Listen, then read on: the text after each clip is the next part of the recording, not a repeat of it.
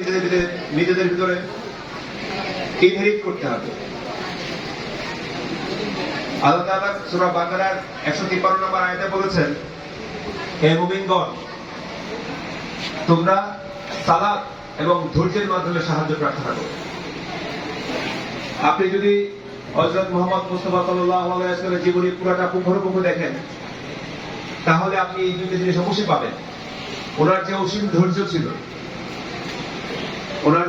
ধৈর্য ছিল, যে কোনো পরিস্থিতি উনি ধৈর্য ধারণ করতে পারতেন। আমার মনে হয় আমাদের সমাজে এই অবস্থাটা হারিয়ে গিয়েছে। আমরা এখন অল্পতেই অতিষ্ঠ হয়ে যাই, ধৈর্য হারা হয়ে যাচ্ছে। এই ধৈর্য হারা হওয়ার কারণে এক সময় আমরা ইসলামের ইতিহাস এক সময় অনেক আলোকোজ্জ্বল ছিল, সেখান থেকে আস্তে আস্তে সে ফিকে হয়ে যাওয়ার উপক্রম। তো আমরা জাতি ধর্ম বর্ণ নির্বিশেষে, যেহেতু উনি সর্বকালের সর্বশ্রেষ্ঠ মহামানব, আপনারা চেষ্টা করবেন তার যে সুন্দর গুণাবলী আছে, তার চরিত্রে যে সুন্দর দিকগুলো আছে, সেগুলো নিজেদের ভিতরে ইনহেরিট করতে। তাহলে সমাজ এবং মানবিক যে ভালো দিকগুলো আপনার ভিতরে ফুটে উঠবে।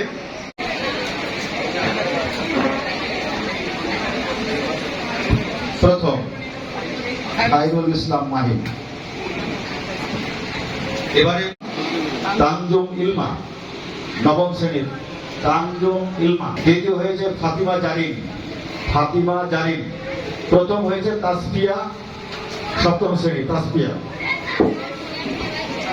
ইলমা।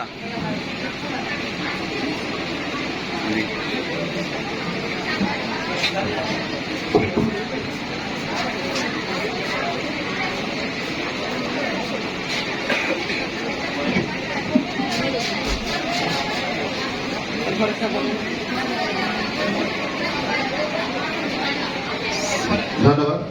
এরপরে কুইজ প্রতিযোগিতায় যারা অংশগ্রহণ